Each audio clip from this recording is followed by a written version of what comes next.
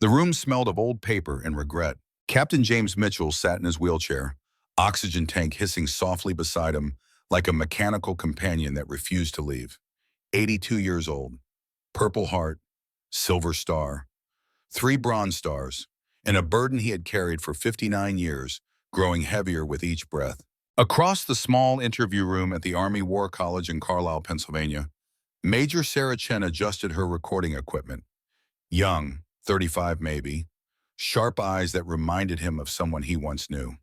Someone who had saved his life by telling him no. February 2003. 3 weeks before another war would begin in another desert, and America would learn again the lessons it kept forgetting. Sarah pressed record. The red light blinked on. Jim cleared his throat. The sound rattled like stones in a tin can. Captain Mitchell, thank you for agreeing to this interview. My grandfather spoke highly of you. Jim studied her face, the shape of her eyes, the set of her jaw. Recognition hit him like artillery fire. David Chen. Your grandfather was David Chen. Sarah nodded, professional but curious. Yes, sir. He passed away in 1989. He mentioned your name several times before he died, always with respect. Jim felt something crack inside his chest. Not his heart. That had broken decades ago in the snow outside Bastogne. This was something else, something he had kept locked away since VE Day. Major Chen, before we start this interview, I need to tell you something. Your grandfather was right, and I was wrong. And my being wrong might have saved 50,000 American lives. Sarah's fingers paused over her notepad. Sir? Jim reached into the leather satchel beside his wheelchair. His hands shook, not from age, from memory. He pulled out a manila folder, yellowed at the edges, held together with string that had gone brittle with time. He pushed it across the table. August 17, 1944. 48 tank commanders, including me, signed this letter. We demanded the Pentagon stop Sherman production. Switch everything to the new T-26 tank. We said we would rather wait a year than keep dying in tin coffins. Sarah opened the folder. Her eyes widened as she read. Sir, this is extraordinary. If they had listened to this... If they had listened, Jim said, his voice dropping to barely above a whisper, the war would have lasted into 1946. Maybe 1947, I have done the math, Major, every single night for 59 years. The oxygen tank hissed. The red recording light blinked. And Jim began to tell the story of how he learned that being right could be the most dangerous thing in the world. Chapter 2. Tunisia Burn. February 1943, Kasserine Pass, Tunisia. The desert sun turned metal into griddles and men into meat. Captain James Mitchell was 29 years old, and he believed in precision. Before the war, he had been a mechanical engineer at a factory in Detroit. He built things. He measured tolerances down to thousandths of an inch. He fired workers who thought close enough was good enough. In Jim's world, there was right and wrong, acceptable and unacceptable, pass and fail. The Army had made him a tank commander because he understood machines. They gave him 4 men and 30 tons of welded steel and told him to kill Germans. The tank was called Bertha. Jim hated the name. His crew had christened her without asking him, painting the name on the turret in white letters that gleamed in the African sun. He would have preferred something technical, something precise. M4A1 serial number 6847 would have been perfectly adequate. But Marc DeLuca, his gunner, had laughed when Jim suggested it. Captain, Mark had said in his Brooklyn accent thick as motor oil, nobody dies for a serial number. But Bertha sounds like she could take a hit and keep rolling.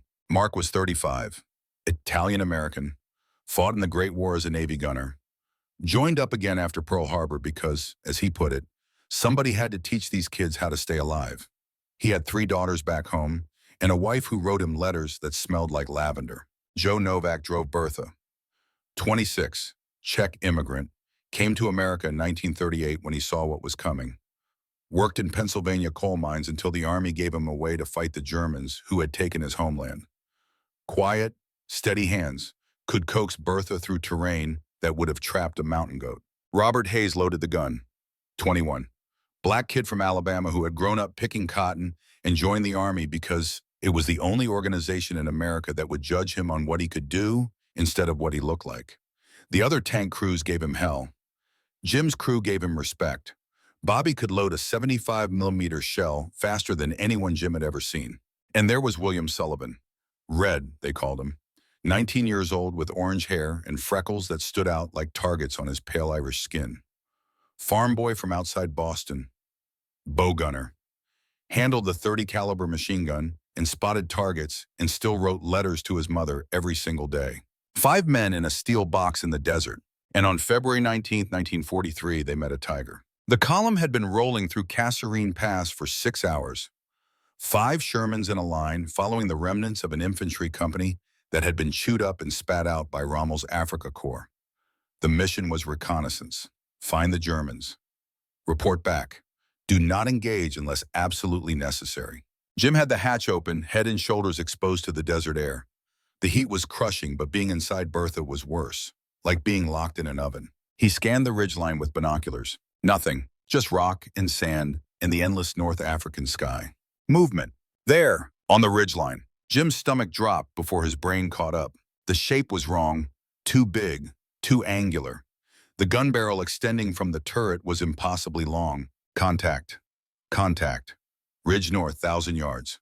His voice over the radio, steady, professional, the way they taught him at Fort Knox. The Tiger fired first. The sound was different from anything Jim had heard. Not a crack, a roar, like God himself had torn the air open. The Sherman in front of Bertha simply ceased to exist. One moment it was there, buttoned up, rolling forward. The next moment it was fire and smoke and metal fragments spinning through the air like deadly confetti. 5 men gone in the time it took Jim to blink. The radio exploded with voices, panic, orders, screaming. Reverse! Mark's voice in Jim's headset. Captain, we cannot fight that thing. Jim knew Mark was right. The 75mm gun on Bertha was designed to kill Panzer IIIs and IVs. Maybe a lucky shot could hurt a Tiger. Maybe. The armor on a Tiger's front glacis was 80mm thick. Bertha's 75mm could barely scratch it at combat range. All tanks, spread out! Jim heard his own voice giving orders. Flank speed, do not present a straight target. The second Sherman died before it could turn. The Tiger's guns spoke again. That terrible roar. The shell hit the Sherman's turret, and the entire top of the tank lifted off like a lid on a boiling pot. Fire erupted from the opening. No one got out. Joe! Jim shouted down into the tank. Reverse, now! The engine screamed. Bertha lurched backward. Joe was good, the best. He found a gully Jim had not even seen and dropped Bertha into it like a stone into water. The Tiger's third shot missed them by inches. Jim felt the air pressure change, felt the heat of the shell as it screamed past. Bertha hit the bottom of the gully hard enough to rattle Jim's teeth. They sat there, engine idling, 5 men breathing hard in the darkness. Above them, the remaining 2 Shermans tried to maneuver, tried to get a flank shot, tried to survive. Jim heard them die over the radio. Lieutenant Morrison's voice, calm until the very end. We are hit. We are burning. Get out. Get out. Get. Static. The last Sherman tried to run. Jim heard Captain Foster screaming orders to his driver, heard the desperation, heard the moment the Tiger's gun found them. Heard nothing after that. 90 seconds. 5 Shermans, 25 men, gone. Bertha sat in the gully for 3 hours, waiting, listening. The Tiger eventually moved on, probably hunting for more prey. When the sun began to set, Joe carefully backed them out, and they limped back to the rally point. That night, Jim wrote his first report. His hand shook as he wrote, not from fear, from rage. Encountered Tiger White tank at Kasserine Pass. Unit suffered 100% casualties except this vehicle.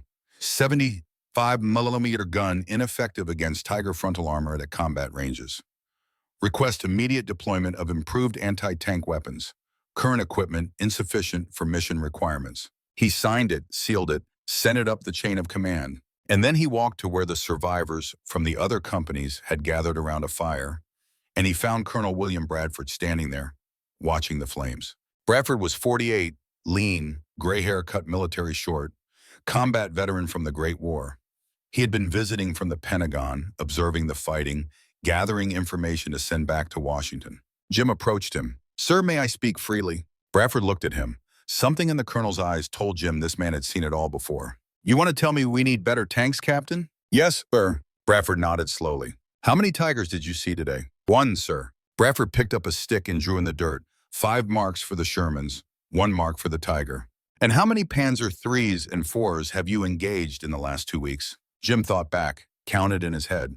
Maybe 20, sir. Bradford made 20 more marks in the dirt. How many of those 20 did you kill? 14, sir. Bradford circled the 14 marks. Then you have the right tank for the war you are actually fighting, Captain. Jim felt heat rising in his chest, not from the fire. With respect, sir, one tiger killed more of us than we killed of them. When do we get to fight with an advantage? Bradford was quiet for a long moment. The fire crackled. Somewhere in the distance, artillery rumbled like distant thunder. Captain Mitchell, Bradford said finally, war is not fought on a chalkboard. It is not an engineering problem with a perfect solution. You want an advantage? Here is your advantage. Tomorrow morning, 5 more Shermans will arrive to replace the ones you lost. How long do you think it will take the Germans to replace that Tiger? Jim had no answer. Bradford continued, his voice quiet but firm. The Tiger is a magnificent machine, probably the best tank in the world right now. But do you know how many they can build in a month? Maybe 25, maybe 30. Do you know how many Shermans we can build in a month? Jim shook his head. 1,200, Bradford said. 1,200. So yes, Captain, their tank is better, but we will bury them in volume. We will replace our losses faster than they can count them. And in the end, that is how wars are won, not with the best equipment, with enough equipment. Jim wanted to argue, wanted to shout, wanted to explain that Red Sullivan had a mother waiting for him in Boston, that Lieutenant Morrison had a wife and 2 daughters, that 25 men had burned to death because American industry thought volume mattered more than quality. But he was a captain, and Bradford was a colonel, and there was a war to fight. Yes, Bradford put a hand on Jim's shoulder. I read your report, Captain. All of them do. Every word. And I promise you we are working on solutions. But solutions take time. What you need right now is to learn how to kill tigers with what you have. Because what you have is what we can give you. Nothing more. Nothing less. Jim saluted, walked away, crawled into his bedroll next to Bertha and stared at the stars. Mark found him there an hour later. The gunner sat down without asking, lit a cigarette, offered one to Jim. Jim took it. He did not smoke, but tonight he needed something to hold. Red's mother is going to get a telegram, Mark said quietly. Jim said nothing. You know what it is going to say? Mark continued. It is going to say her boy died fighting for his country. It is going to say he was brave. It is going to say his sacrifice mattered. It will not say he burned to death in a tank that could not fight back, Jim said bitterly. Mark took a long drag on his cigarette. No, it will not, because his mother does not need to know that. She needs to believe her boy died for something. And you know what, Captain? He did. He died so we could learn. He died so tomorrow we will be smarter. He died so maybe the next kid does not burn. That is not good enough, Mark. The older man looked at Jim for a long time. Captain, I fought in the last war, on ships. I saw boys blown apart by artillery they never even saw coming. I saw ships sink in minutes. I saw men drown in water so cold it stopped your heart before you could scream. And you know what I learned? Good enough is all you ever get in war. Perfect does not exist. Perfect is a fairy tale we tell ourselves in peacetime. Jim crushed his cigarette under his boot. Then we need to be better than good enough. Mark smiled sadly. Yes, sir, we do, but we also need to survive long enough to get there. Chapter 3.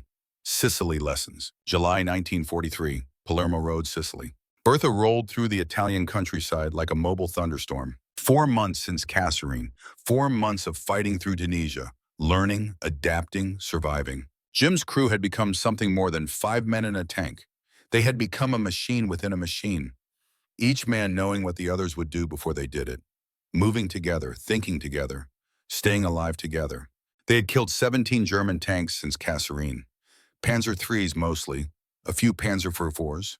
They had learned to use speed and numbers and terrain, learned to flank, learned to wait, learned to accept that sometimes good enough had to be enough. But Jim still wrote reports, still requested better guns, still believed that American boys deserved American steel that could match anything the Germans fielded. The ambush came at noon. They were rolling up a narrow road between olive groves, part of a column pushing toward Palermo. Intelligence said the Germans had pulled back. Intelligence said the road was clear. Intelligence was wrong. The Panzer IV hit them from a grove 300 yards to the right. The shell struck Bertha's front glacis at an angle, not a penetration, a ricochet, but the impact threw everyone forward hard enough to draw blood. Contact right, Jim shouted. Traverse right, 300 yards, tree line. Mark was already moving. The turret whined as it rotated. Bobby had a shell loaded before Jim finished the sentence. The 75mm barked. Miss, short. Bobby loaded again. The smell of cordite filled the tank, burning their eyes, choking their lungs. Mark fired again. Hit. The Panzer IV shuddered. Smoke poured from its engine deck. But then Red screamed, "We are hit! Bowgun position!" The second shell had come from somewhere else. Another Panzer IV, hidden deeper in the grove. It hit Bertha's lower hull, right where Red sat with his machine gun. The explosion was not catastrophic, not a killing blow, but metal fragments tore through the thin armor like paper. Red's screaming stopped very quickly. Joe reversed Bertha behind a low stone wall. Bobby dropped out of his loader position and crawled forward to where Red had been sitting. Jim already knew. "You learned to know." "Captain," Bobby's voice was very quiet. "He is gone." The second Panzer IV fired again. The shell hit the stone wall. Ancient rock exploded into shrapnel. The fragments peppered Bertha's hull like rain. Mark rotated the turret, found the second Panzer, fired. Hit! The German tank tried to reverse, but Mark fired again. And again. Methodical. Professional. Angry. The Panzer IV stopped moving. For 10 minutes, nobody spoke. Bertha sat behind the wall, engine idling. Bobby tried to stop the bleeding, even though Red was already dead. Joe gripped the driver controls like he was strangling them. Mark stared at his gun sight without seeing anything. Jim climbed out of the hatch and dropped to the ground beside Bertha. His legs almost gave out. He leaned against the warm metal and breathed. "Captain." Mark had climbed out too.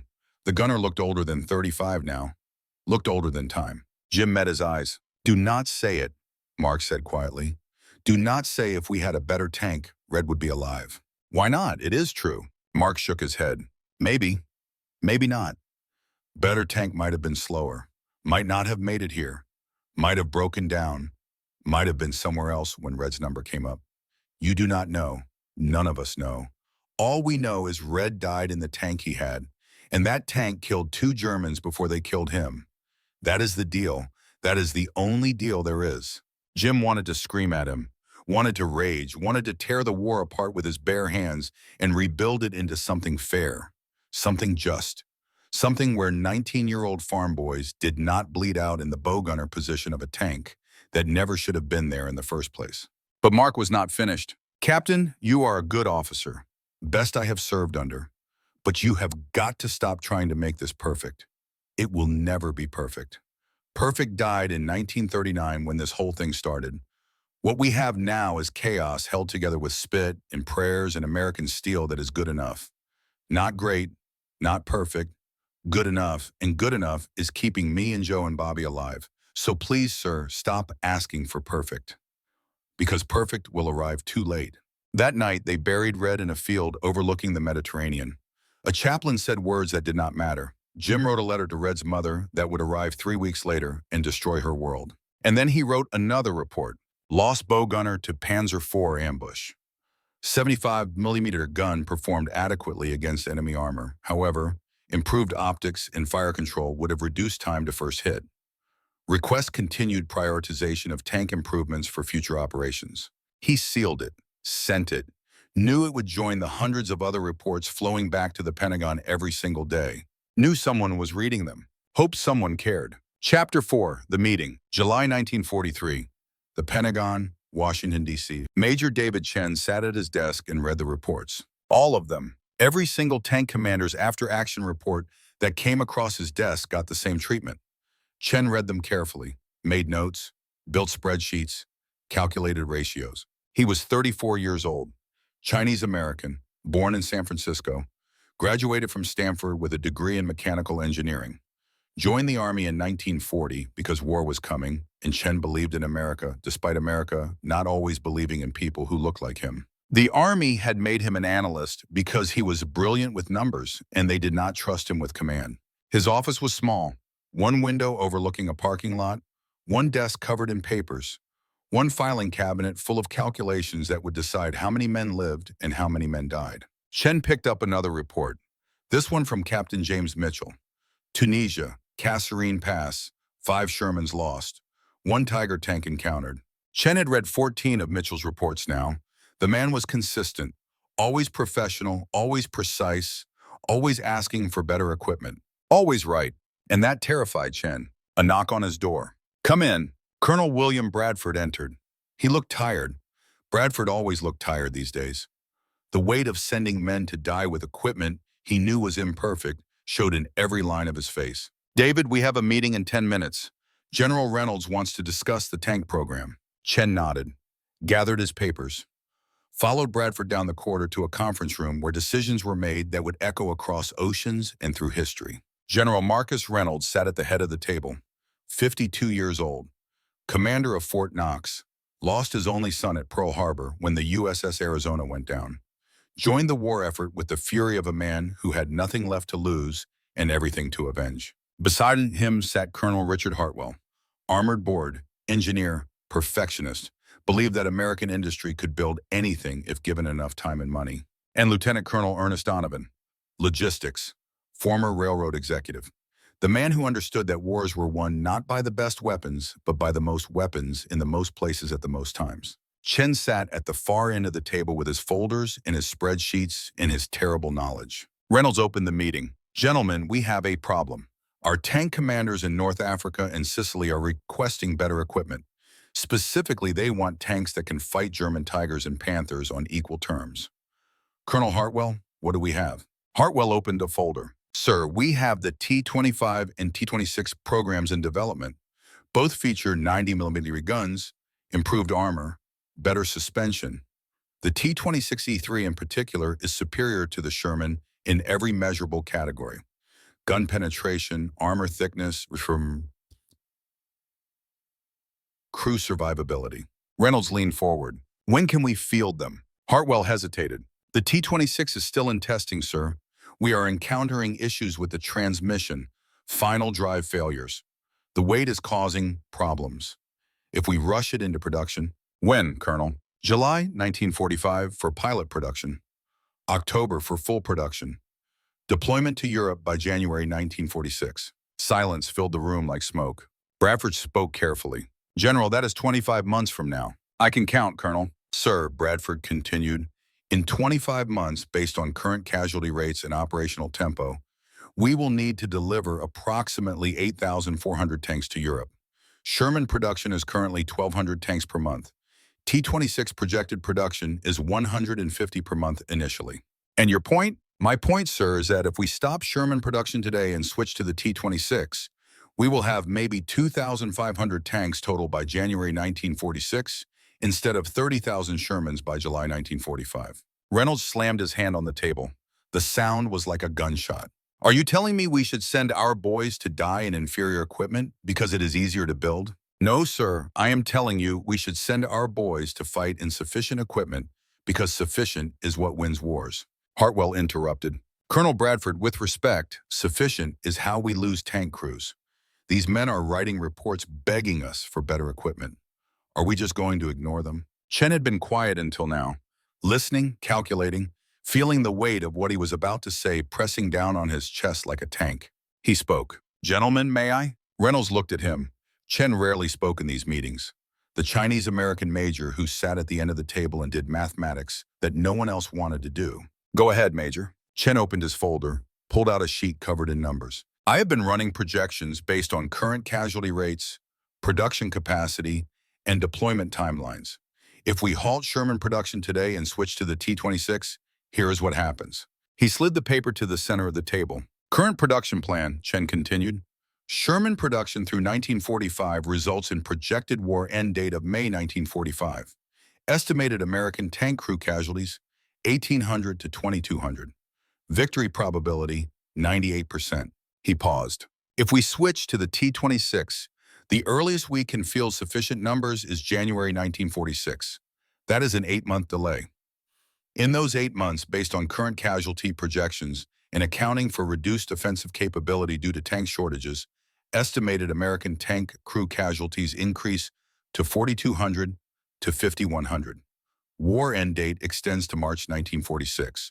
Victory probability drops to 96%.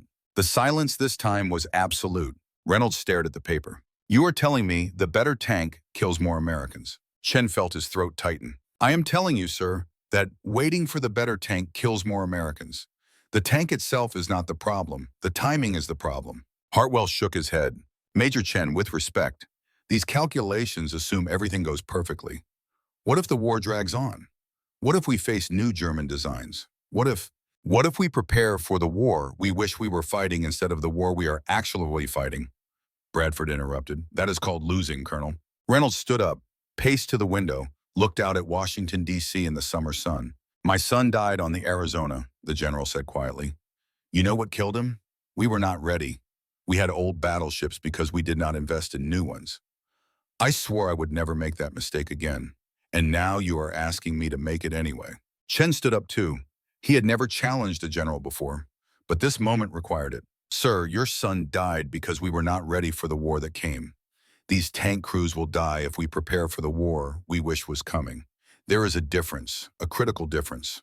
Reynolds turned to face him. You are asking me to send men into battle knowing their equipment is inferior. I am asking you to send men into battle with equipment that exists. Equipment that works. Equipment that will be there when they need it.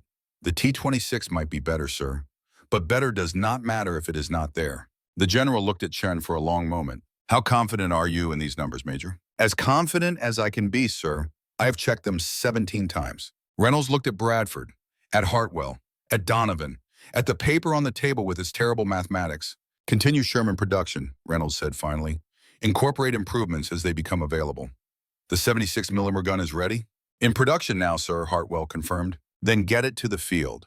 The T-26 program continues but as supplementary, not primary. We will field them when they are ready, not before. Sir, Hartwell began. That is my decision, Colonel. This meeting is over. The men filed out. Chen stayed behind, gathering his papers with hands that shook slightly. Bradford paused at the door. David, you just saved a lot of lives. Chen looked up. Or killed them, sir. I will not know which until this war is over. Bradford left. Chen sat alone in the conference room with his spreadsheets and his calculations and the weight of playing God with mathematics. That night, he wrote a letter to his younger brother, infantry officer in Italy. The letter said all the things brothers say to each other, asking about health, sending love, promising to see each other when the war ended. The letter did not say that Chen had just decided how many tanks his brother would have to rely on. Did not say that Chen had just chosen quantity over quality and would spend the rest of his life wondering if it was the right choice. Some things you did not write in letters, some things you carried alone. Chapter 5, Return to Present. February 2003, Army War College. Jim finished speaking. Sarah Chen sat across from him, her notepad covered in writing, her face showing something between shock and understanding. The recording equipment hummed softly. Jim reached for his oxygen mask, took several deep breaths. Speaking this much tired him more than he wanted to admit. Your grandfather, Jim said finally, made the hardest decision I have ever seen anyone make. He chose to let men die with equipment he knew was imperfect because waiting for perfect would kill more men. Do you understand what that takes? What that costs? Sarah nodded slowly. He never spoke about it. Not once. I found his papers after he died. Boxes of calculations, projections, letters he never sent. He carried it with him his whole life. Jim smiled sadly. So did I. I spent 60 years angry at the Pentagon for not giving us better tanks. I spent 60 years believing men like your grandfather were bureaucrats who did not understand what we were going through. And then one day in 1987, I was at a reunion. Tank commanders from the war. We were drinking and telling stories, and someone asked, do you think we would have won faster with Pershings instead of Shermans? And I realized, Jim continued, that I did not know. None of us knew. All we knew was that we had Shermans, and Shermans were there, and Shermans kept coming when we lost them. And in the end, Shermans won. Not because they were perfect, because they were enough. What about the letter, Sarah asked. The one from August 1944, the 48 tank commanders. Jim took another breath from his oxygen mask. That is where the story gets complicated, Major. That is where I learned that being right can be the most dangerous thing in the world. But that is another chapter. That is the war after Tunisia and Sicily. That is D-Day and Normandy and the Bulge. That is where Marc DeLuca taught me the last lesson. That is where Bobby Hayes died, saving my life. That is where I finally understood what your grandfather knew all along. Jim paused. That good enough is enough, not because we should accept mediocrity, but because in war, perfect is the enemy of good. And good delivered on time saves lives. Perfect, delivered late, costs them. Sarah reached across the table. Captain Mitchell, I think you need to tell me the rest of the story. Jim looked at her hand for a moment, then took it. Her grip was firm, strong, like her grandfather's had probably been. Yes, he said quietly. Yes, I do. Because in 3 weeks, this country is going to go to war again. And someone somewhere is going to be arguing about whether we have the right equipment, whether we should wait for something better, whether good enough is acceptable.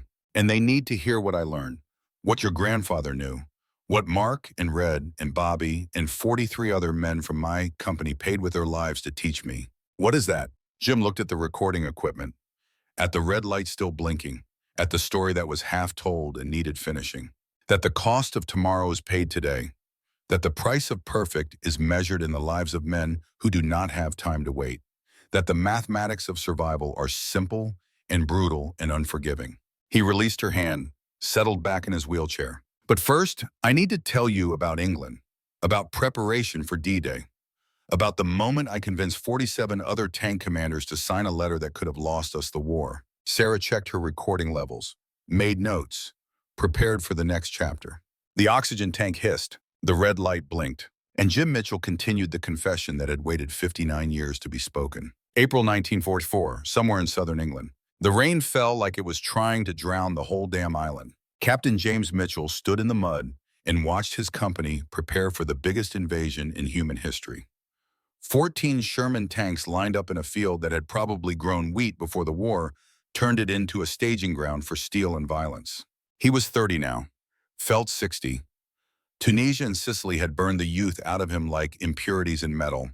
What remained was harder, colder, more precise, and angrier. Marc DeLuca stood beside him, collar turned up against the rain, smoking a cigarette that somehow stayed lit despite the weather. "You thinking about Red again, Captain?" Jim did not answer. He was thinking about Red and the 19 others from the original company who had not made it out of North Africa and Sicily. He was thinking about the reports he had written, the requests he had submitted, the silence that had come back from Washington like a wall. "They promoted me," Mark said quietly. "Master Sergeant now, which means I get paid more to die in the same tank doing the same job." Jim almost smiled, almost. "You earned it, maybe. Or maybe they just need Master Sergeants because they keep running out of them." The rain intensified. Somewhere across the field, someone was singing a sad Irish song about home and loss and never going back. Mark took a long drag on his cigarette. "Captain, can I ask you something?" "Go ahead. When are you going to stop?" "Stop what?" "Stop fighting the war you wish you were in and start fighting the war you are actually in." Jim turned to look at his gunner. Mark's face was lined now. 3 years of war had carved trenches around his eyes and mouth. He looked like a man who had seen too much and understood too well. "I am fighting the war I am in, Mark." "No, sir. You are fighting 2 wars. The one against the Germans and the one against the Pentagon. And the second one is going to get you killed." A tightness formed in Jim's chest. Different from the anger he had felt at Kasserine. This was colder, more stubborn. "They are sending us to invade France in Shermans, Mark. We have seen what Panthers can do. We have seen Tigers. And they are giving us the same tanks we had in Tunisia." "Not the same," Mark corrected. "Better guns coming. 76 millimeter. Better armor, better ammunition, wet stowage so we do not burn as easy. You read the technical bulletins same as me. Better is not good enough." Mark dropped his cigarette into the mud, crushed it with his boot. "Captain, I am going to tell you something, and you are not going to like it. But you need to hear it because I am probably the only man in this company who can say it to your face without getting court-martialed." Jim waited. "You are in love with perfect," Mark said flatly. "You want the perfect tank with the perfect gun and the perfect armor. And you know what perfect is going to get you? Perfect is going to get you dead. Because while you are waiting for perfect, the Germans are going to kill you with good enough. That is not fair." "Fair?" Mark laughed. A bitter sound. "Fair died at Kasserine, Captain. Fair burned up in Red Sullivan's tank. Fair is a word we use in peacetime. This is war. And in war, you fight with what you have, or you die wishing for what you do not." "They have better tanks," Jim said quietly. "I have seen the reports. T-25, T-26, 90 millimeter guns. Better armor than Panthers. We could have them if someone would make the decision." Mark stepped closer. Close enough that Jim could smell tobacco and wet wool and 3 years of accumulated rage. "And when would we get them, sir? Next year? Year after? How many men die while we wait?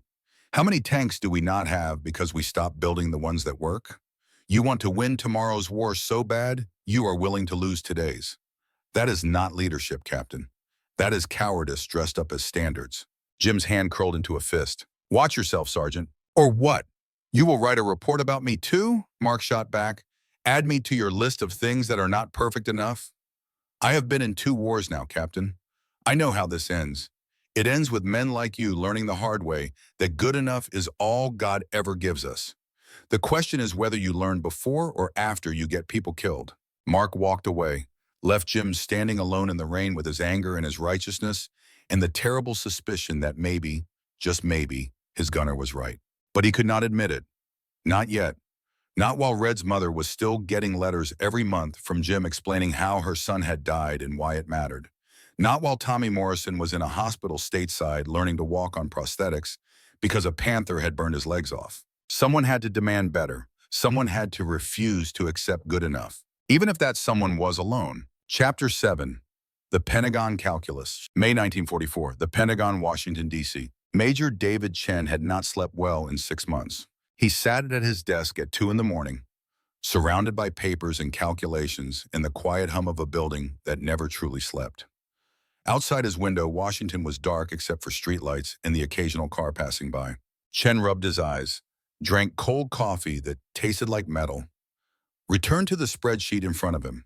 Production capacity, shipping schedules, casualty projections, bridge weight limits, spare parts inventories, training timelines. The mathematics of modern war reduced to rows and columns and formulas that would determine who lived and who died. His younger brother had written him another letter. It had arrived 3 days ago. Chen kept it in his desk drawer and had not opened it yet. He was afraid of what it might say. Afraid it would talk about tanks. Afraid his brother would ask why the army kept sending Shermans when everyone knew better tanks existed. Afraid Chen would have to live with the answer. A knock on his door at 2 in the morning. Come in. Colonel William Bradford entered, looking as tired as Chen felt. The older man carried a folder and the expression of someone about to make another impossible decision. David, we have a problem. Chen gestured to the chair across from his desk. When do we not have a problem, sir? Bradford sat heavily, opened the folder, slid a piece of paper across the desk. This arrived from London yesterday. Request from European Theater of Operations. They want to know what kind of armament we are planning for 1945 production. Chen picked up the paper. Read it. His stomach dropped like a stone into cold water. They want 75% 105mm howitzers and 25% 90mm guns. Minimum 70 rounds of ammunition per tank. No reduction in mobility. Keep the bow machine gun, and they want all of this on a chassis that can cross 124-inch bridges. Bradford nodded. In other words, they want everything and they want to give up nothing. Chen set the paper down carefully. Sir, this is impossible. I know. The T-26 cannot carry 70 rounds of 90mm ammunition. Not with wet stowage, not without removing the bow gunner position. I know. And if we keep the bow gunner, we either reduce ammunition or we accept unprotected ammunition stowage, which means we are back to tanks burning when they are hit. Bradford leaned back in his chair, looked at the ceiling. The British are furious about that, by the way. General Gatehouse sent a letter, very polite, very British, very clear that they think we are insane for even considering unprotected ammunition after we spent 2 years developing wet stowage. A knot formed between Chen's shoulder blades, tension settling in like an old wound. What did we tell them? Bradford's voice was flat, emotionless, the tone of a man repeating words he did not believe. We told them that analysis of tank losses in First Army indicates ammunition is not the primary cause of fires in burned-out tanks. We told them there is no conclusive proof that ammunition causes the majority of fires. We told them the calculated risk of unprotected ammunition is acceptable. Chen stared at him. Sir, that is not true. We know ammunition is the primary cause. We have the test data. We developed wet stowage specifically because ammunition was causing catastrophic fires. I know. Then why did we tell them that? Because, Bradford said quietly, the alternative is telling them we cannot meet their requirements. And if we cannot meet their requirements, they will either accept less ammunition or they will wait for a tank that does not exist yet in quantities that matter. Neither option is acceptable. So we lie. Politely, professionally, we call it calculated risk and acceptable losses, and we move forward. Chen wanted to throw his coffee cup across the room, wanted to scream, wanted to resign his commission and go back to San Francisco and never think about tanks or math or the cost of lying again. Instead, he said, "Sir, this is going to get people killed." Yes, Bradford agreed, but fewer people than the alternatives. That is the job, David. Choose between bad and worse. Choose who lives by choosing who dies. Calculate the acceptable losses, and then live with it. I am not sure I can do this anymore. Bradford stood up, put a hand on Chen's shoulder. Neither am I, but we do it anyway. Because if we do not, someone else will. Someone who might not care as much. Someone who might not check the numbers 17 times. Someone who might not lose sleep over the letters from younger brothers. Chen looked up sharply. How did you? I have been doing this job longer than you have, Bradford said gently. I know what it costs. I know what you carry. And I know that if you walk away, the next man in this chair will be worse. That is the only thing keeping both of us here. The knowledge that we are the best chance these boys have. Not because we are good, because we care. And caring matters, even when we make mistakes. Bradford walked to the door, paused. There is a meeting tomorrow. General Reynolds, Armored Board, Logistics. We are going to discuss the ETO requirements and make recommendations. I need you there. I need your numbers. I need someone who will tell the truth even when the truth is unbearable. Yes, me. Bradford left. Chen sat alone with his calculations and his guilt and the letter from his brother he still had not opened. At 3 in the morning, he finally opened it. The letter was short. His brother had never been much for words. David, it read, yesterday a Sherman saved my platoon. We were pinned down by a Panzer IV. Could not move. Could not fight back. That Sherman came around a building and killed the German in 2 shots. Then it stayed with us for 3 hours. Kept the Germans off us until we could pull back. I do not care what gun it had. I do not care what armor it had. I care that it was there. I care that when we needed it most, it came. Tell whoever is building these things that they saved my life. Tell them thank you, your brother. Chen folded the letter carefully, put it back in the drawer, sat in the darkness and let silent tears fall for the first time since the war began.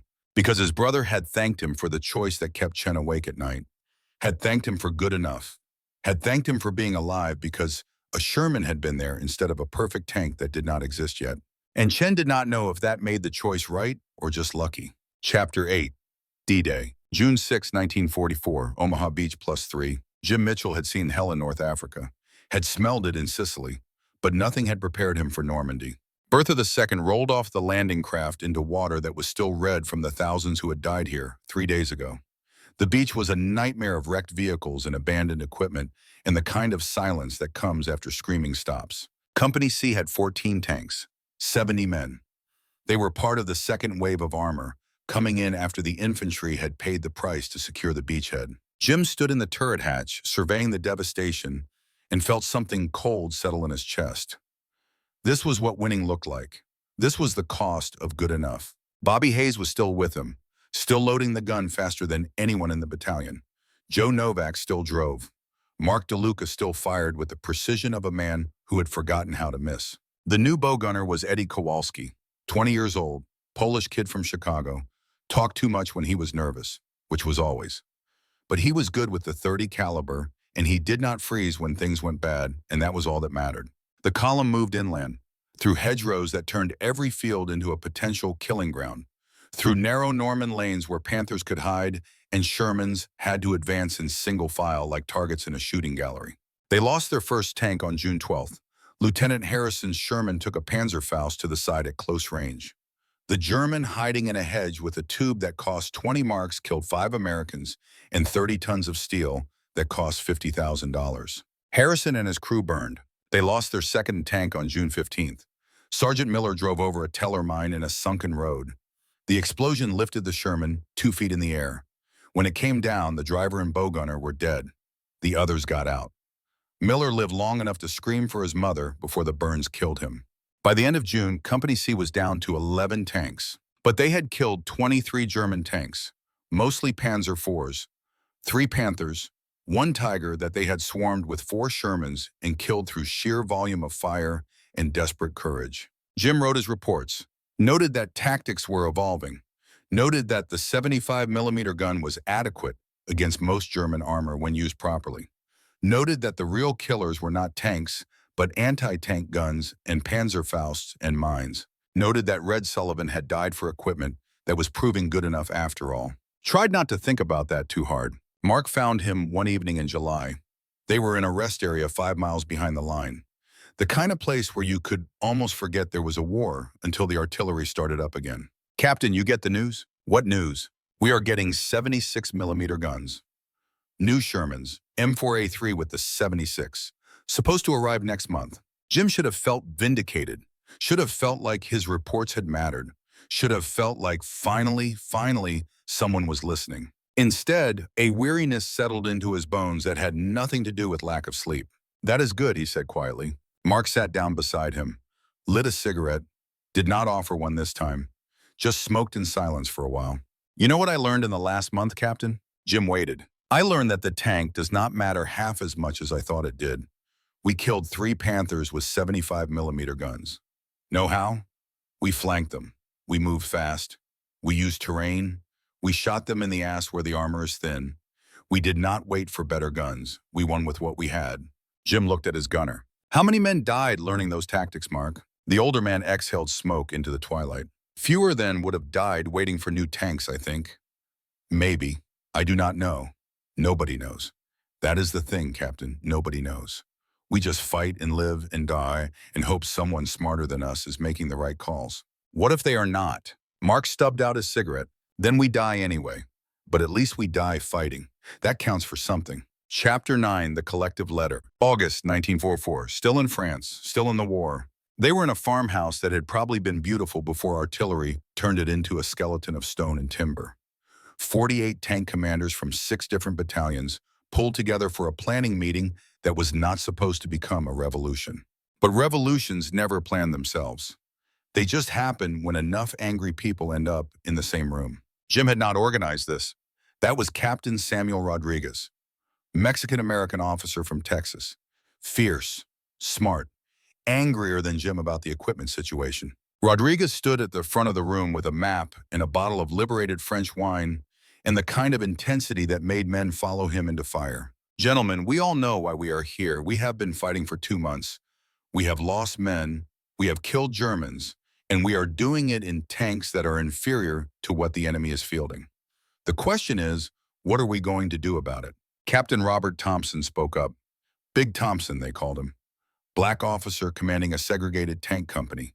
One of only 3 black officers at the meeting and the only one who had been in combat since Tunisia. "What can we do? We fight with what they give us." "We can demand better," Rodriguez shot back. "We can tell the Pentagon that we are not going to keep dying in Shermans when better tanks exist. We can tell them to stop production. Switch to the T-26. Give us what we need to win." Something stirred in Jim's chest. Something that had been building since Kasserine, since Red Sullivan, since watching Lieutenant Harrison burn, since writing report after report that disappeared into the Pentagon void. "Sam is right," Jim said. His voice carried across the room. "We have been patient. We have been professional. We have fought with what we had. But how much longer?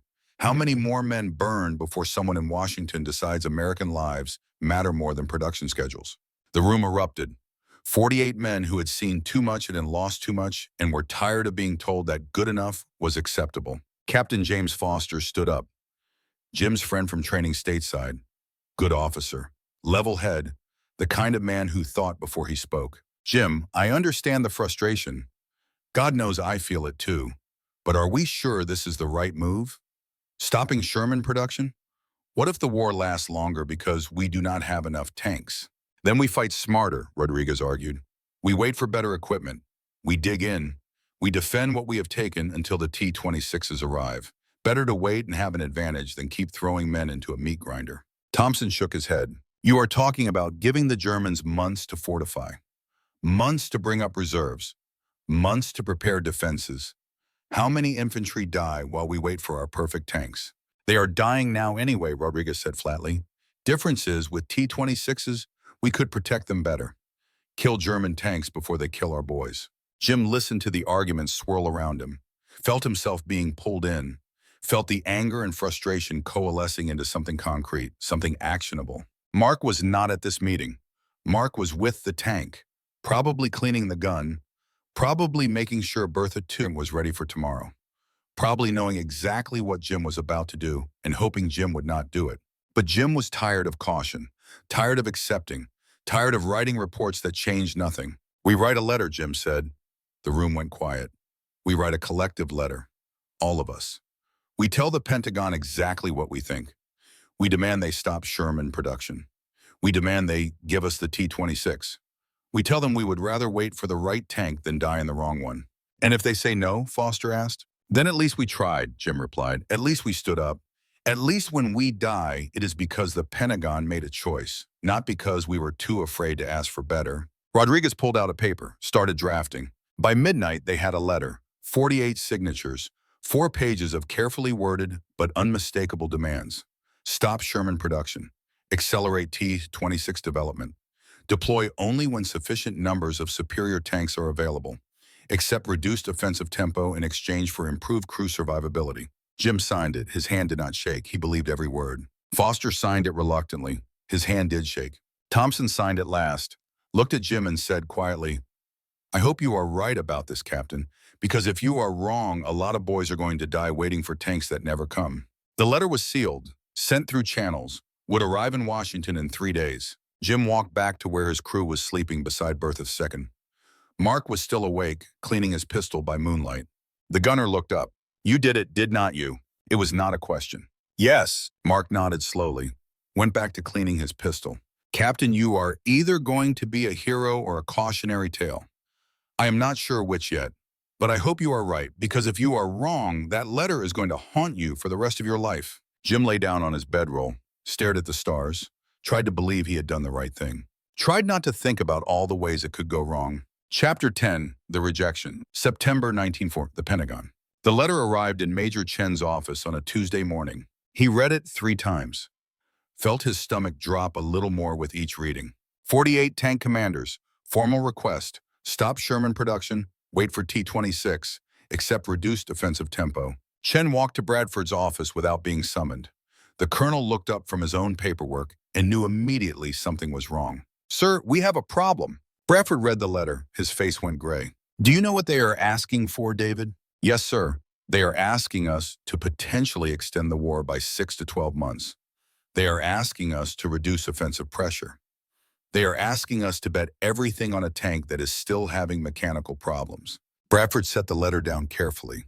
"They are asking us to choose between their lives today and potentially more lives tomorrow." Chen nodded. "We need a meeting. Full conference. Reynolds, Hartwell, Donovan. Everyone. This is too big for back-channel decisions." The meeting was scheduled for the next day.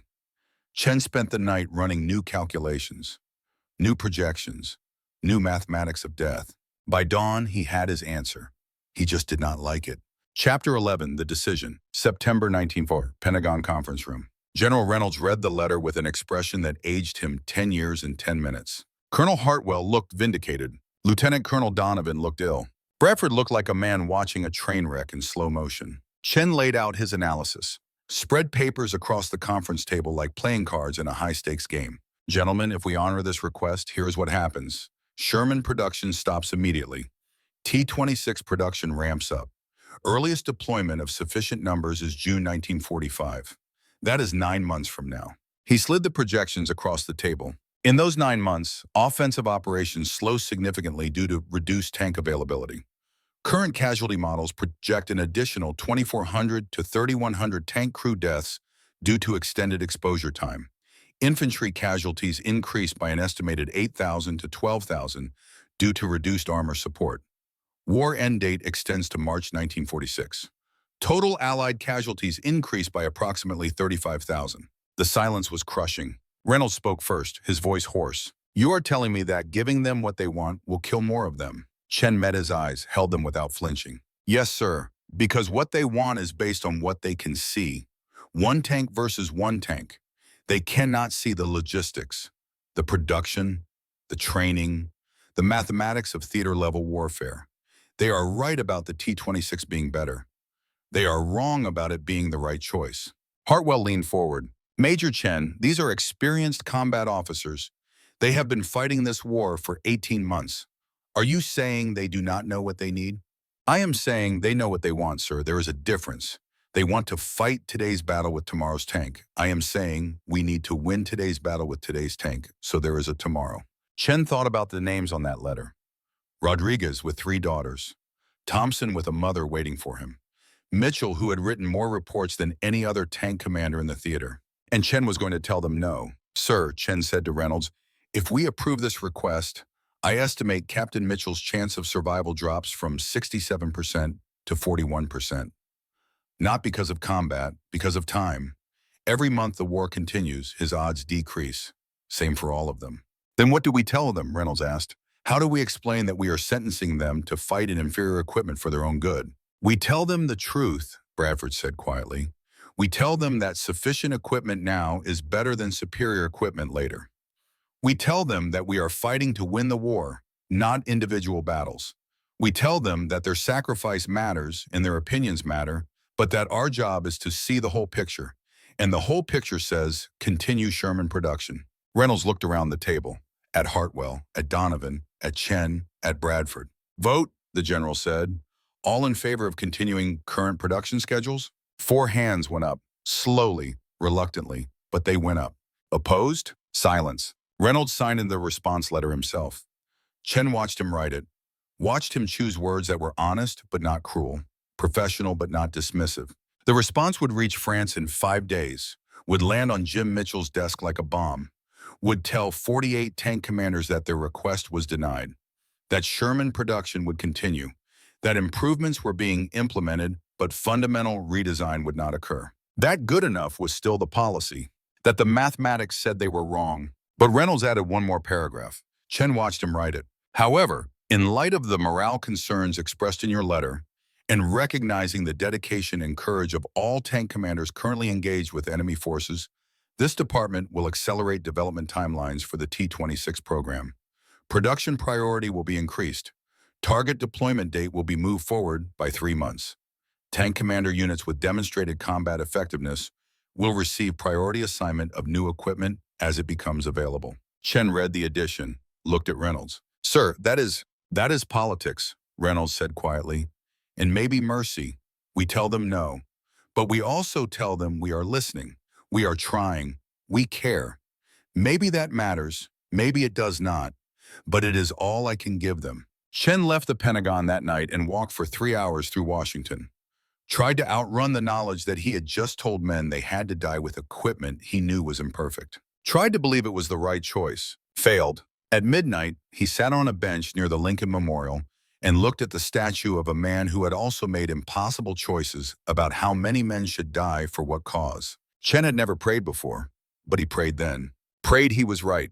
Prayed the numbers were not lying. Prayed that 48 tank commanders would forgive him someday. Prayed that he could forgive himself. Chapter 12, Return to Present. February 2003, Army War College. Jim finished speaking. His voice had gone hoarse. The oxygen mask was back on his face more than it was off now. Sarah Chen sat motionless.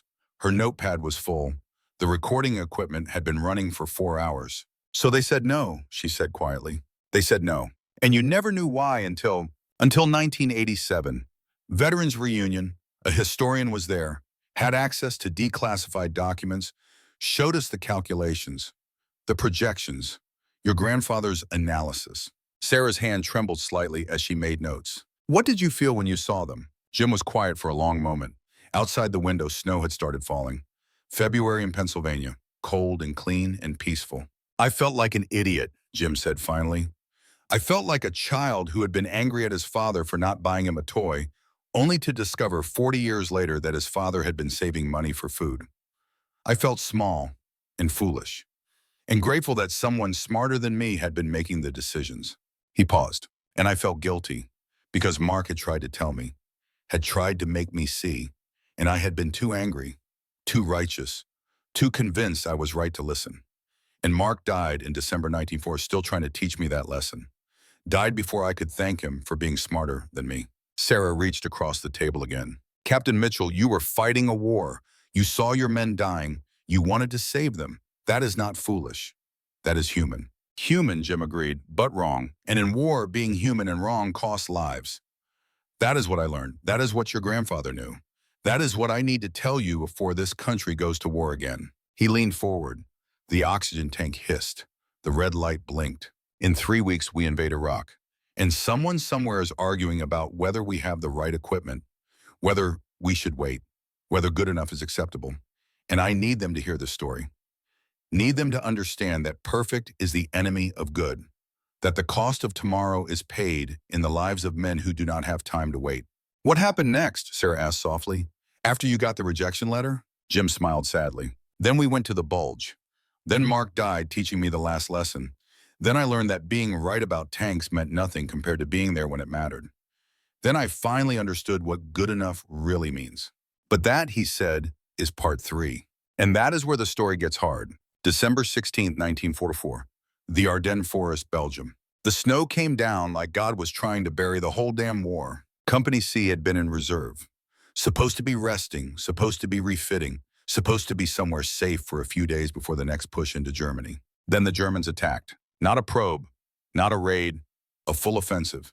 3 Panzer armies smashing through American lines like a sledgehammer through paper. The biggest German attack since 1940.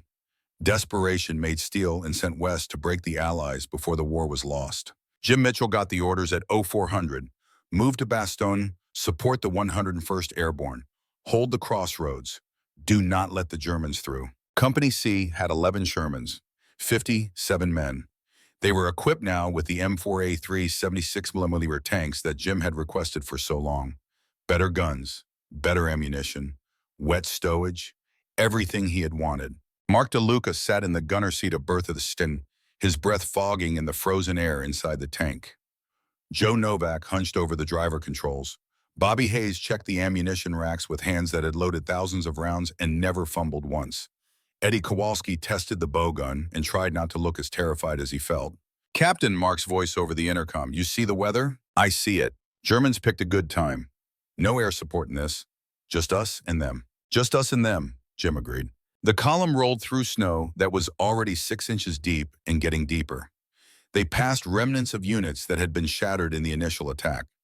Walked past foxholes where boys who had been alive yesterday were frozen statues now. War did not care about weather. War did not care about anything. They reached Bastogne on December 18th. The town was already surrounded. The 101st Airborne was dug in, low on ammunition, low on food, no air support, no resupply, just paratroopers and whatever armor could get through before the Germans closed the noose. Company C made it through with 2 hours to spare. For the next 5 days, they fought in hell made of snow and steel. Chapter 14, The Mathematics of Desperation. December 19th, day 3 of the encirclement. Jim stood beside Bertha II in the frozen darkness and counted his tanks. 8. Started with 11. Lost Sergeant Morrison to a Panther on the approach. Lost Lieutenant Davies to an 88mm gun hidden in a tree line. Lost Captain Foster when his Sherman took a Panzerfaust while supporting infantry. Foster had been Jim's friend since stateside, had signed the letter, had doubted it even as he signed, had died 3 months after the Pentagon said no. Jim tried not to think about that. Tried not to wonder if Foster would have lived if they had waited for T-26s instead of pushing forward with Shermans. Tried not to do the math. Failed. Rodriguez found him there. Sam looked like he had aged 20 years in 3 days. His company was down to 4 tanks. His best friend was dead. His faith in the letter they had written was cracking like ice on a pond. Jim, we need to talk. Not now, Sam. Yes, now. Rodriguez stepped closer. His voice was low, urgent. Because I am starting to think we were wrong. About the letter, about demanding they stop Sherman production. About all of it. A coldness spread through Jim's chest that had nothing to do with the Belgian winter. What are you talking about? I am talking about the fact that we are still here, still fighting, still killing Germans, because we have tanks. Enough tanks.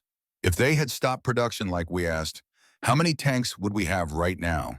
How many men would be dying because we did not have armor support? We would have better tanks, Jim said, but his voice lacked conviction. Would we? Rodriguez shot back. Or would we have fewer tanks? Would the 101st be alone right now because armor could not get here in time? Would Foster be alive because his better tank saved him? Or dead because there was no tank at all? Jim had no answer. Rodriguez walked away, left Jim standing in the snow with 8 Shermans and questions that had no good answers. Chapter 15, The Last Lesson. December 20th, day 4. The Tiger II appeared out of the snow like a prehistoric monster. Jim had seen tigers before, had killed tigers before with tactics and luck and volume of fire. But the Tiger II was different. Bigger, heavier, 88mm gun that could kill a Sherman at 2,000 yards. Armor so thick the 76mm gun might not penetrate even at close range. It came down the road toward their position with 3 Panthers following like hunting dogs. "All tanks," Jim radioed. "We have Tiger II, 3 Panthers, spread out. Flank speed." The Tiger fired. The sound was apocalyptic. The shell hit the stone wall beside Bertha's second, and the entire structure exploded.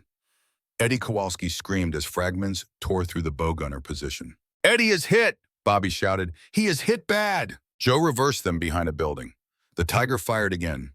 The building absorbed the shot, but started collapsing. Ancient brick and timber raining down on metal. Mark rotated the turret, found a Panther, fired. The 76mm round hit the Panther's turret and penetrated. The German tank shuddered and stopped moving. 1 down, 3 to go. Captain Rodriguez's tank flanked right. Captain Thompson's tank flanked left. Jim took Bertha Tegu straight up the middle because someone had to draw fire, and commanders do not ask men to do what they will not do themselves. The Tiger II rotated its massive turret toward them. Jim saw it happening in slow motion, saw the long barrel tracking, saw death coming at 2,800 feet per second. "Hayes, reverse, now!" Joe threw Bertha the Sidhu into reverse. The Tiger's shell missed them by inches, hit the ground where they had been and through frozen earth 50 feet in the air. Mark fired at the Tiger. The round bounced off the frontal armor like a pebble off a castle wall. "Cannot penetrate," Mark shouted. "Armor is too thick." "Then we go around," Jim ordered. "Joe, hard right, get us to the flank." But the Tiger was not alone. A Panther appeared from a side street, fired at point-blank range, hit Bertha II in the side. The world exploded into noise and light and the smell of burning metal. Jim felt himself being thrown against the turret wall, felt heat and pain, and Bobby screaming and Mark not screaming, which was worse. "Out! Get out!" Bobby was already moving, pulling Eddie up from the bow position. Eddie's left arm was gone. Just gone. Blood everywhere. Joe was trying to get the driver hatch open. It was jammed. Jim dropped down into the tank. The heat was incredible. Ammunition cooking off somewhere below. They had seconds. Mark was slumped over his gun sight, not moving. "Mark!" Jim grabbed his gunner, shook him. "Mark!" The older man's eyes opened, blood on his lips, shrapnel in his chest. Jim could see the wound, could see it was fatal. Mark smiled. "See, Captain? Tank was fine. You are the best part of the tank.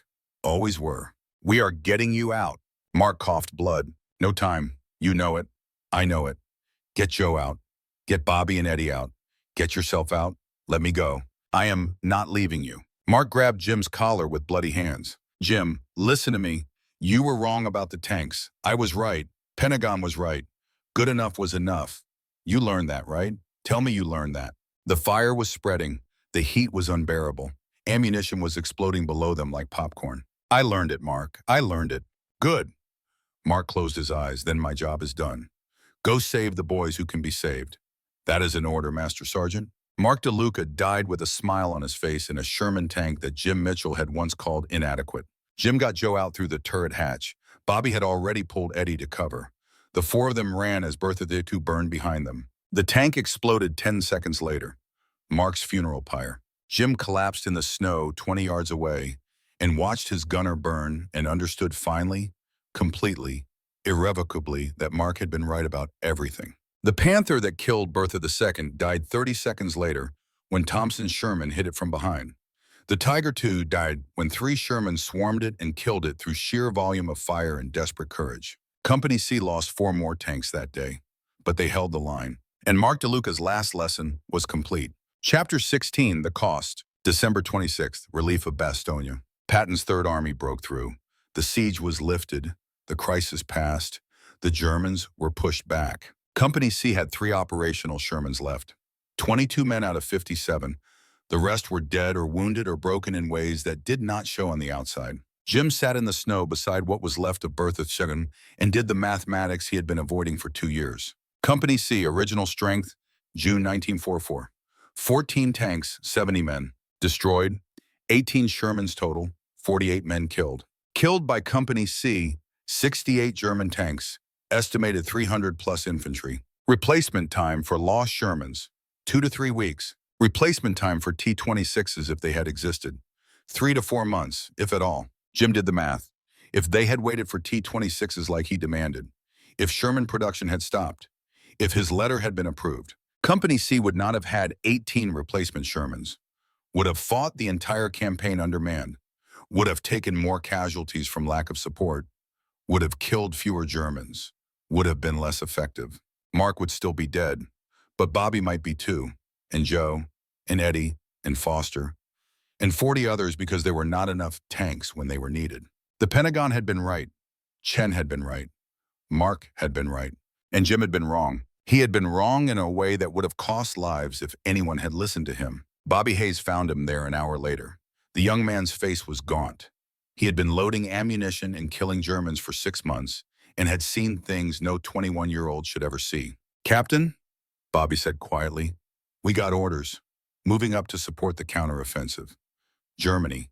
Final push." Jim looked up at him. "Bobby, I need to tell you something. About the tanks.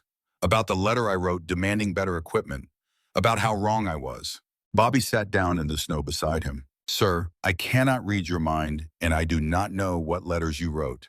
But I know Mark died in that Sherman, and Mark loved that Sherman. Used to talk to it like it was alive. Used to say Bertha was good enough for him because Bertha was there. Bertha did not break down.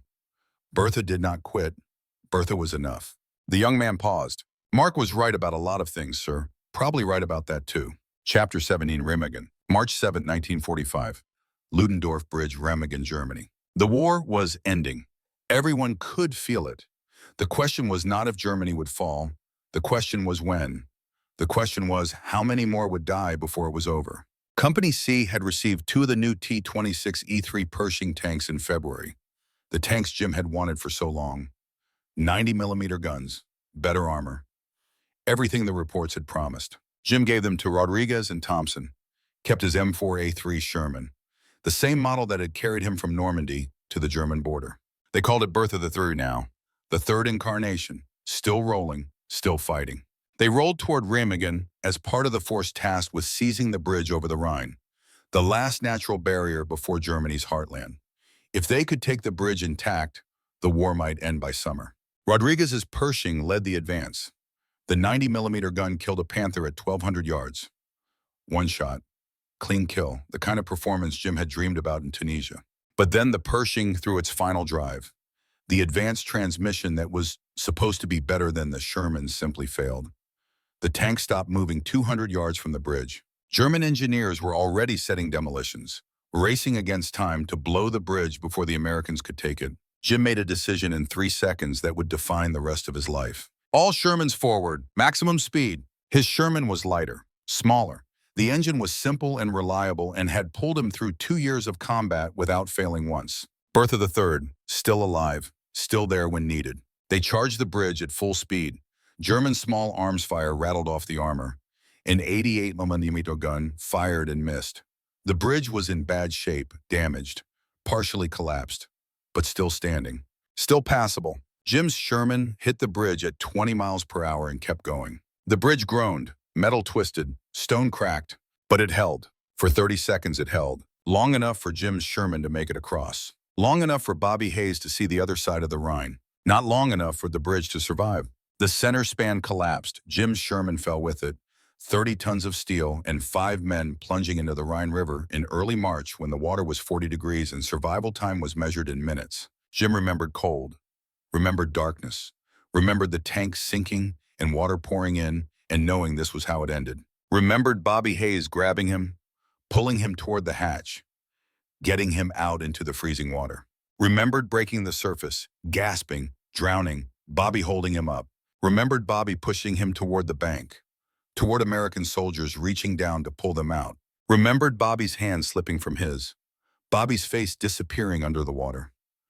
Bobby dying to save the commander who had spent 2 years demanding better tanks, while Bobby quietly loaded the gun and did the job with what he had. They pulled Jim out. Joe Novak made it out. Eddie Kowalski made it out alive but died 3 days later from infected wounds. Bobby Hayes drowned in the Rhine River, saving the captain who had finally learned that good enough was enough. Learned it too late to thank Bobby for being the best loader in the battalion, for being the steady hand that never failed, for being there when there mattered more than perfect. Jim spent 2 weeks in a field hospital. By the time he got back to Company C, Rodriguez was dead, killed when his Pershing's engine caught fire, a defect in the new design, the kind of teething problem that happens with first-generation equipment. The Sherman crews were still rolling, still fighting, still winning. By VE Day in May, Company C had 4 operational Shermans, 18 men. They had started with 70 in Normandy, 52 were gone, but they had won. Not because they had the best tanks, because they had enough tanks. Good enough tanks. Tanks that worked and could be replaced and kept them fighting even when they lost. The mathematics were simple and brutal and irrefutable. Chapter 18, The Letter That Arrived Too Late. May 20th, 1945. Germany. 2 weeks after VE Day, Jim received a letter from Major David Chen, the first direct communication. Chen had written it in April, but military mail moved slowly and wars ended faster than letters traveled. Jim opened it, sitting in a German town square that was now American territory. Read it twice. Felt something break and heal simultaneously in his chest. Captain Mitchell, the letter began. Your collective letter of August 19 morning was discussed at length. The decision to continue Sherman production was not made lightly. I understand you believe we failed you. I believe we saved you. By my calculation, if we had halted Sherman production as you requested, the war would have continued into 1946. Tank crew casualties would have increased by 140 to 180%. You would likely not have lived to receive this letter. I am sorry for your losses, but I am not sorry for the decision. The T-26 program was accelerated because of your letter. You received Pershings in February because 48 tank commanders demanded better. We listened. We just did not do what you asked. We did what you needed. There is a difference. Respectfully, Major David Chen. Jim folded the letter carefully, put it in his pocket, carried it with him for the next 58 years. Chapter 19, The Final Accounting. February 2003, Army War College. End of interview. Jim finished speaking. The oxygen tank hissed. The recording equipment hummed. Sarah Chen sat across from him with tears in her eyes that she was trying very hard to hide because Army officers do not cry in interviews. But she was crying anyway. My grandfather never told me any of this, she said quietly. He could not, Jim replied, because he never knew if he was right. He made a choice based on numbers and projections and hope. He lived his whole life wondering if the numbers lied. If maybe waiting for T-26s would have been better. If maybe I was right and he was wrong. And was he wrong? Jim shook his head slowly. No, he was right. Painfully right. I learned it watching Mark die. Learned it watching Bobby drown.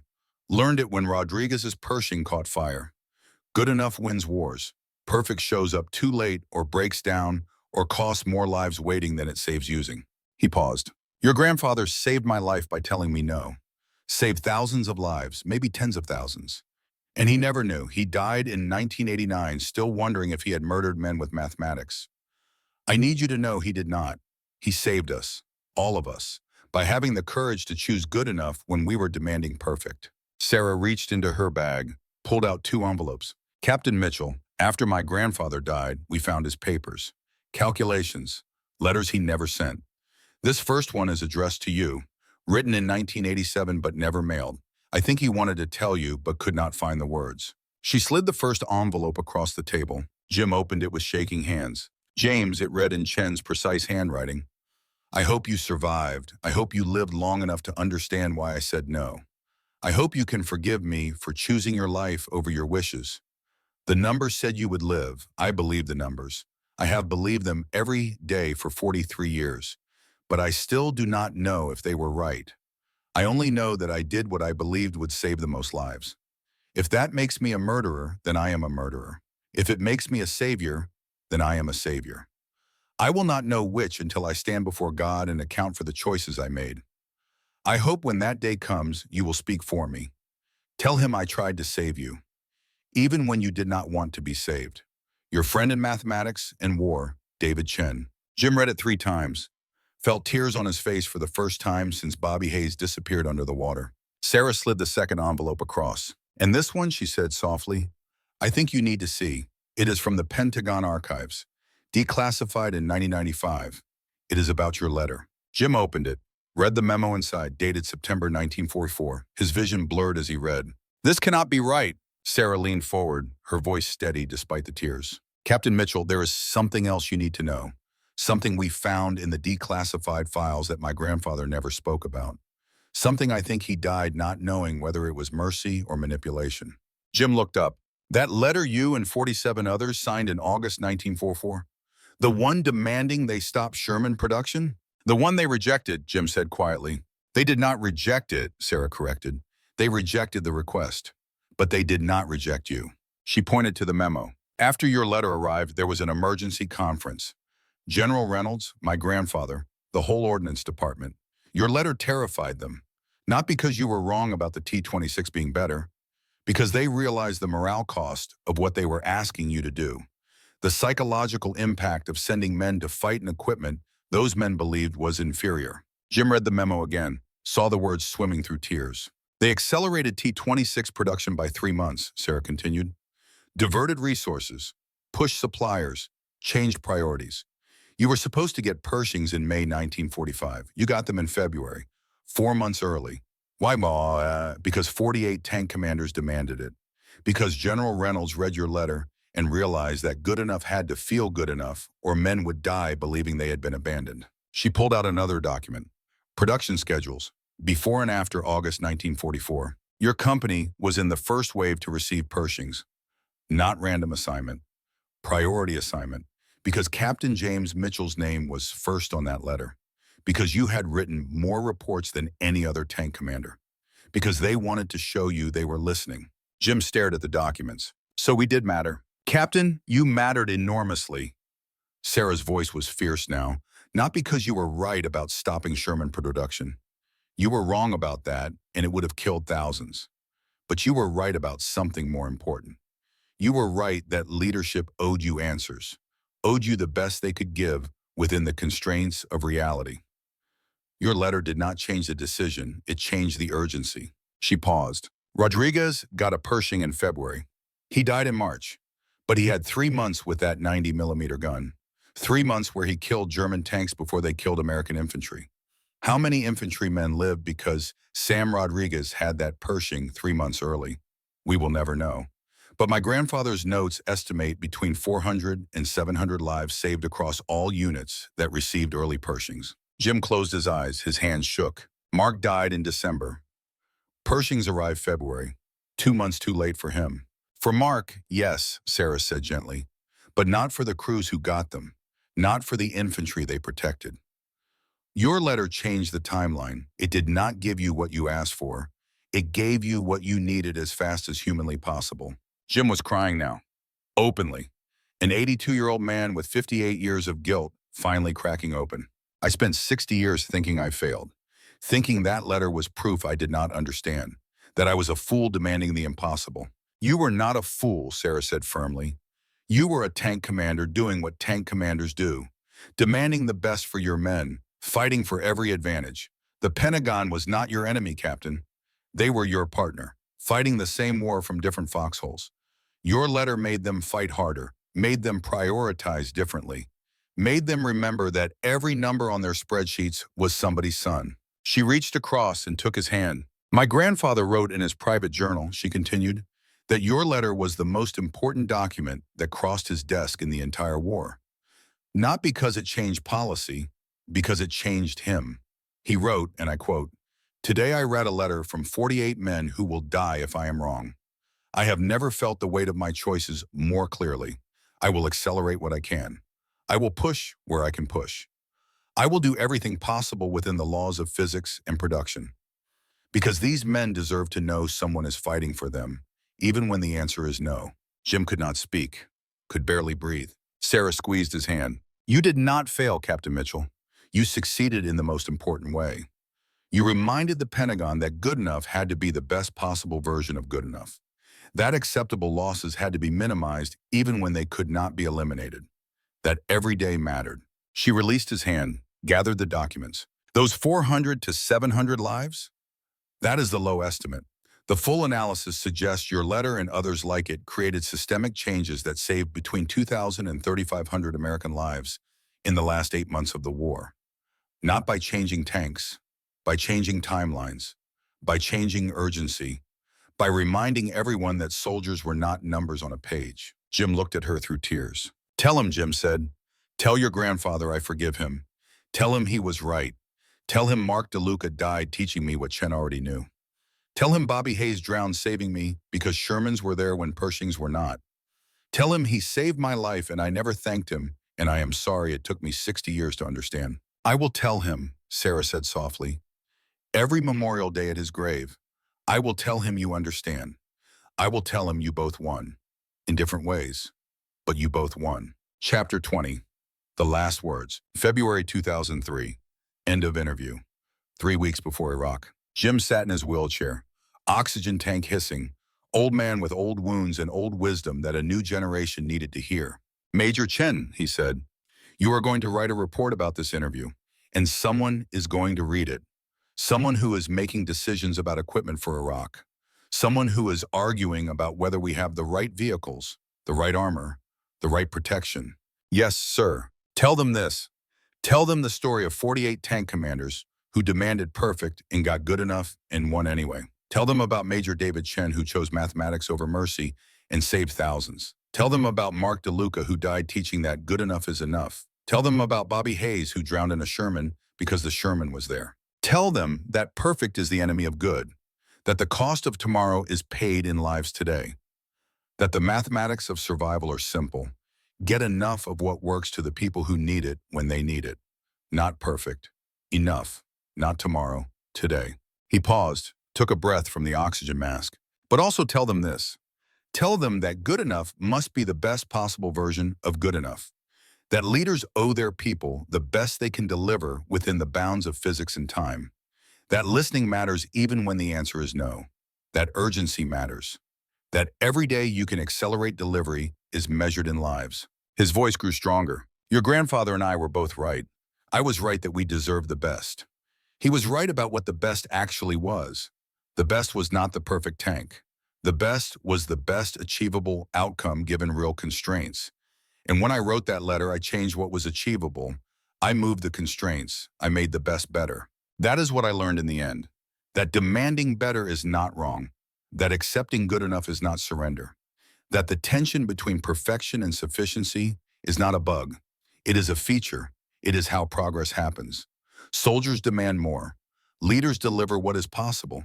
And the space between those two forces is where lives are saved." Sarah turned off the recording equipment. "Thank you, Captain Mitchell. This will be part of the permanent record." Jim smiled weakly. "I hope it helps. I hope someone listens. I hope we do not have to learn this lesson again the hard way. But I suspect we will. Every generation has to learn it. That perfect kills. That good enough saves. That the art is knowing the difference and having the courage to choose." He looked out the window at the snow falling on Pennsylvania. "In 3 weeks, we go back to war, and some kid is going to climb into a vehicle and wonder if it is good enough. And I hope someone tells him what I learned. That good enough is enough when it is the best we can do right now. That the vehicle does not make the soldier. That being there matters more than being perfect. That survival is not about the best equipment. It is about enough equipment in enough places at enough times." He paused. The oxygen hissed. "But I also hope someone is fighting to make good enough better. Fighting to accelerate timelines. Fighting to push what is possible. Because that tension, that push and pull, that is how we honor the men who fight with what we give them. We give them the best we can, and we never stop trying to make the best better. That is how we won in 19. That is how we will win in 2020. Not perfectly, but sufficiently, and always striving to make sufficient more sufficient. That is the lesson. That is what I learned. That is what I hope someone remembers." Epilogue, March 19, 2003. Captain James Mitchell died at home 3 weeks after the interview. Heart failure, 82 years old, surrounded by family, holding 2 letters. One from Major David Chen that had arrived 43 years too late. One from the Pentagon showing that his letter had mattered after all. His obituary listed his medals, his service, his company. It mentioned that he had advocated tirelessly for improved equipment for American tank crews. It did not mention that he spent 60 years thinking he had failed. It did not mention that he died knowing he had succeeded in ways he never understood. His funeral was small. Veterans from Company C, what was left of them. Joe Novak came. 81 years old, still the best driver Jim ever served with, gave a eulogy about a captain who learned to trust his crew more than his calculations, who learned that good enough was enough, who learned that demanding better and accepting sufficient were not contradictions, but compliments. Sarah Chen came, wore her dress uniform, brought a letter from her grandfather's grave, read it at the service. Jim, I hope you found peace. I hope you forgave yourself as I hope to be forgiven. We both did what we thought was right with incomplete information and impossible choices. We both succeeded more than we knew and failed less than we feared. That is all anyone can do in war. That is all anyone can do in life. Your friend across the mathematics of mortality, David. The Iraq War began the day after Jim's funeral. Humvees without sufficient armor, body armor that was not quite good enough, equipment that was criticized as inadequate by soldiers in the field who wrote reports demanding better. Letters that would cross desks in the Pentagon, letters that would spark debates, letters that would accelerate timelines and change priorities, and save lives in ways the letter writers would never know. Just like Tunisia, just like Kasserine, just like 48 tank commanders in France. History does not repeat, but it rhymes, and the lesson remains the same. Perfect is the enemy of good, but good must always strive to be better. The cost of tomorrow is paid in lives today, but today must always fight for a better tomorrow. Good enough deployed now saves more lives than perfect waiting to arrive. But good enough must never be an excuse for complacency. Captain James Mitchell learned it. Major David Chen knew it. Marc DeLuca died teaching it. Bobby Hayes drowned proving it. And somewhere in the Pentagon, someone read Sarah Chen's report and accelerated a timeline and saved a life and never knew which life it was. The question is whether we listen. The question is whether we remember. The question is whether we understand that the tension between perfect and sufficient is not a problem to solve, but a balance to maintain. Captain Mitchell's last words were not recorded in the interview. Sarah Chen heard them in the hospital 3 weeks later as Jim slipped away. He squeezed her hand and whispered, "Tell them good enough is enough, but also tell them never to stop making it better." That is the whole lesson. Both parts. Tell them, she told them. This is her telling you. End. Word count, 6,847 words. In memory of the 2007 American tank crew members killed in the European theater, 1942 to 1945. In memory of the 4,899 Americans killed in Iraq, 2003 to 2011. In memory of everyone who fought with what they had, demanded better, and helped make better possible. Good enough was enough, but it was also always striving to be more than enough. That is the lesson. Both halves matter. This story is dedicated to those who made impossible choices with incomplete information and lived with the consequences. To the tank commanders who demanded better. To the Pentagon officers who delivered the best they could. To the crews who fought with good enough and won. To the leaders who listened and accelerated and saved lives in ways they never knew. May we learn. May we remember. May we understand that the arithmetic of survival has two terms: sufficient now and better tomorrow. Both matter, both save lives. The art is balancing them. Enough is enough, but enough must always be fighting to become more. That is how we honor those who fight with what we give them. We give them the best we can today, and we fight like hell to make tomorrow's best even better. The end.